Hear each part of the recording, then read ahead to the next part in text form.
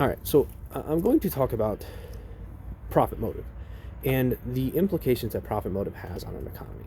And in particular, we're going to talk about the inflationary impact of profit motive. So, to do this, I'm going to start with an example. Okay, there's a lot of markets in the economy, a lot of different industries, right?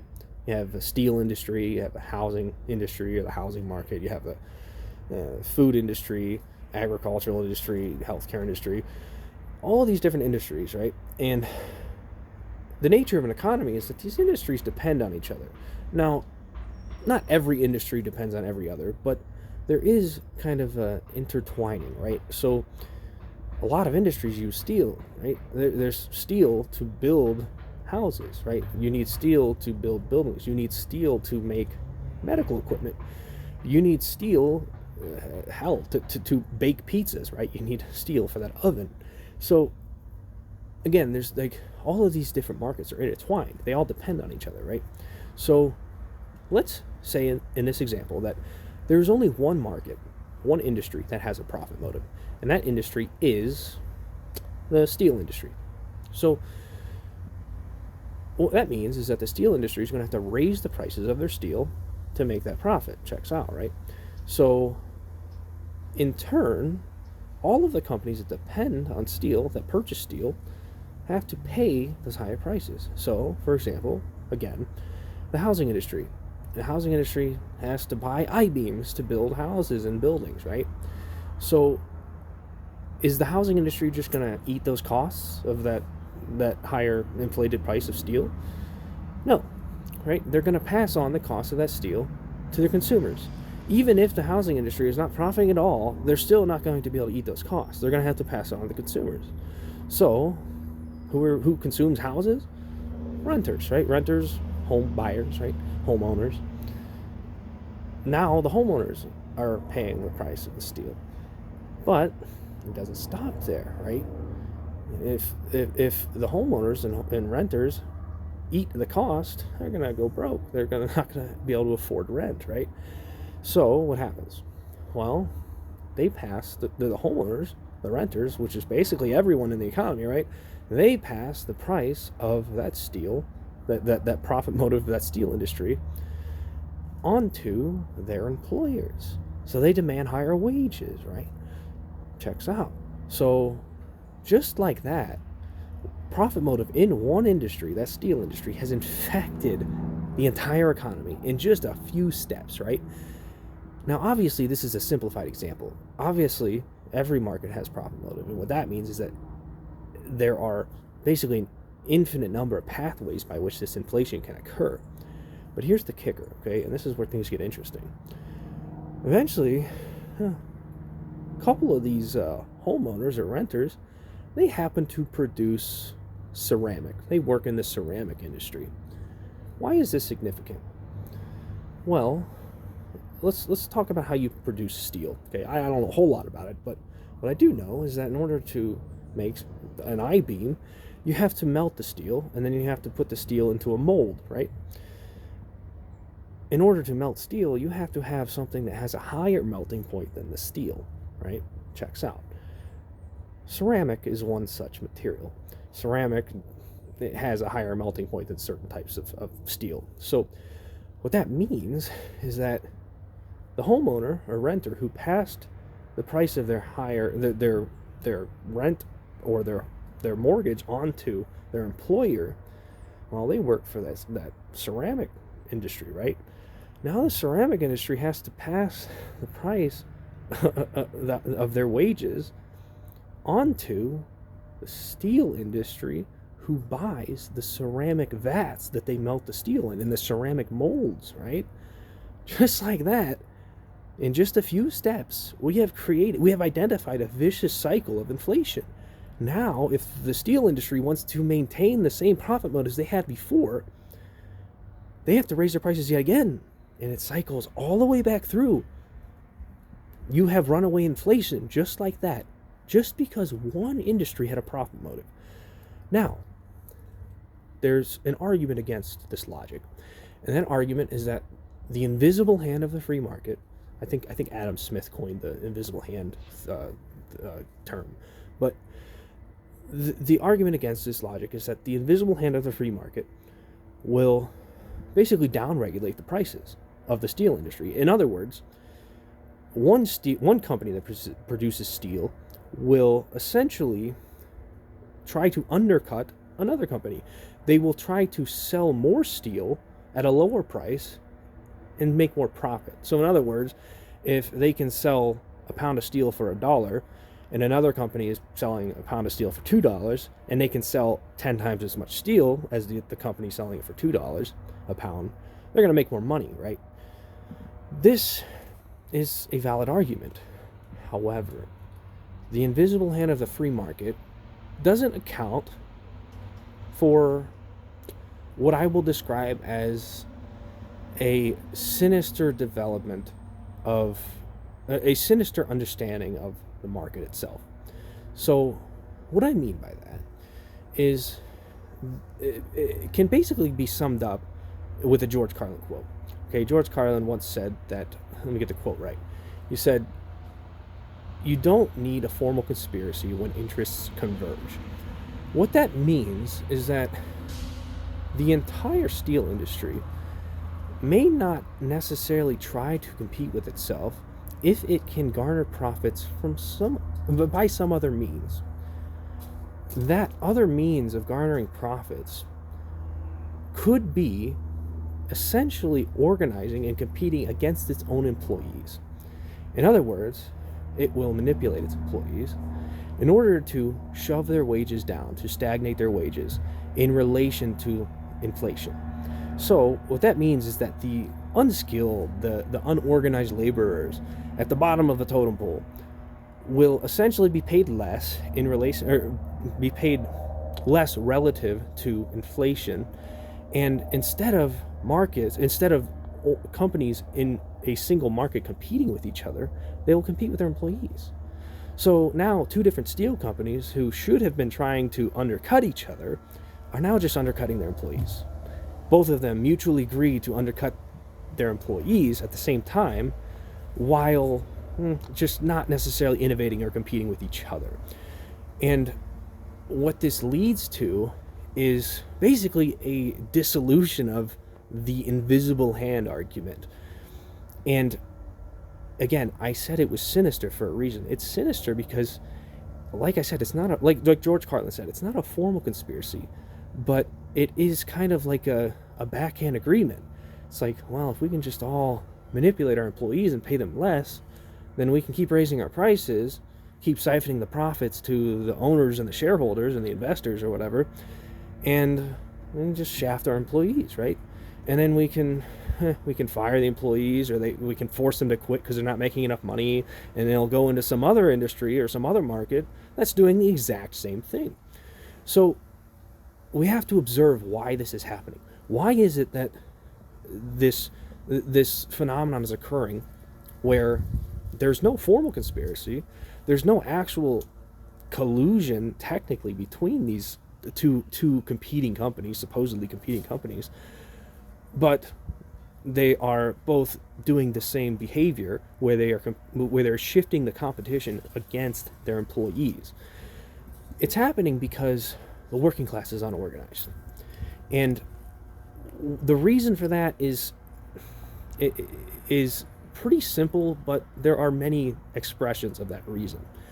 The reason is because the media is dividing the people amongst themselves. They're dividing people into Republican, Democrat, different religion. They're dividing people into racial divides, religious divides, cultural divides, gender divides. All of these different culture wars are being used to divide the unorganized, unskilled laborers amongst themselves so that they don't claim the value of their production. And basically they become complacent to the dividends that are just being paid to the investors, right? So in other words, divide and conquer strategies in this manner, they dissolve the invisible hand. They dissolve the logic of the invisible hand of the free market. It's not so much that the theory of the invisible hand is wrong. It's that it has been usurped by essentially what is division, right? If the ruling class and the investor class are more organized than the working class is going to get shafted, right? Their wages are going to be suppressed, stagnated in relation to inflation. Now, you have to think about exactly who is kind of propagating that division, and ultimately it's the media, okay? Because the media is the one that gives you your information. It's the one, they're the people that tell you what's going on in the world. They're the people who ultimately point fingers at the Democrats or the Republicans or the black community or the white supremacists, right? The media is the people that are the people that propagate the fear of the other, right? Of the person who is different than you. They highlight the differences you have with your fellow working class citizens. And every minute you spend focused on those differences is a minute less you spend creating a union or voting for a third party, right? There's a reason that through the last 40 or so years, neither the Democrat or Republican Party has made meaningful changes to the economy. In fact, the pattern is basically rising wealth inequality since about 1980, right? The reason for that is because around 1980 is when media kind of took off. It is when mainstream media became very prominent. It's when TV, radio, it became prominent in the everyday life of the average American. And it's only gotten worse so far since then, right? Now you have a cell phone in everyone's hand. So long as you listen to mainstream media and that mainstream media is highlighting differences among your fellow Americans, they're not on your team. I encourage you to instead try to find similarities with your fellow Americans. Don't focus on their political affiliation or their racial affiliation or their vaccine affiliation or their abortion stance. Focus on the mutual struggles that you have with the fellow working class citizens on opposite sides of the political spectrum. And that will enable you to organize both at the ballot box and in the workplace, right? So we don't necessarily need government policy to fix the problems. We don't necessarily need unions to fix the problems. We need one of them, though, at least. And in truth, I think we should go for both.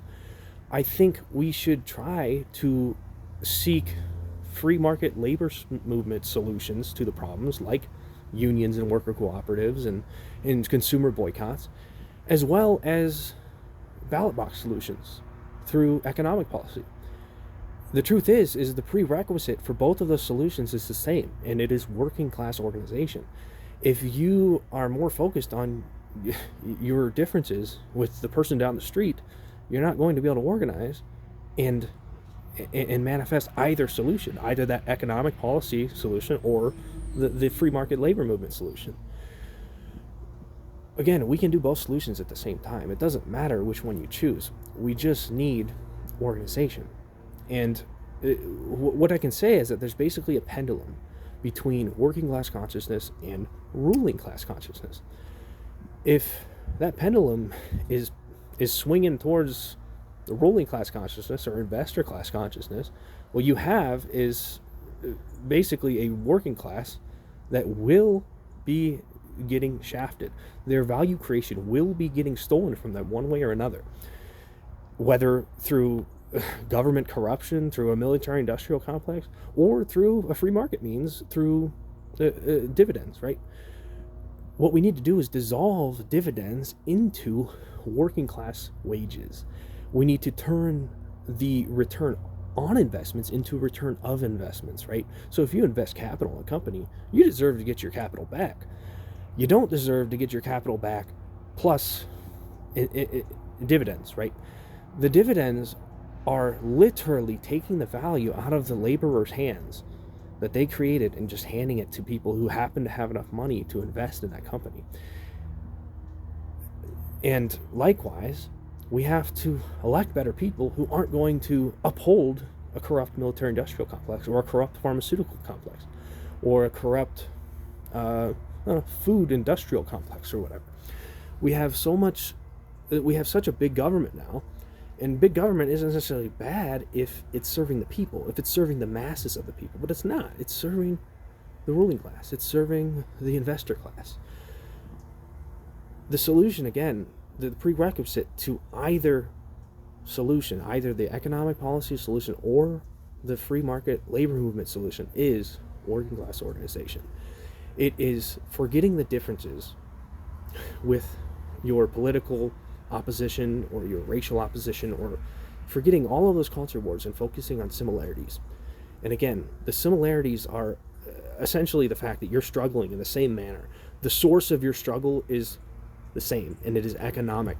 It is not some racial divide or some abortion divide. It is the fact that you are struggling to meet your needs because you don't have enough money to do so, because somebody else is stealing the value that you create.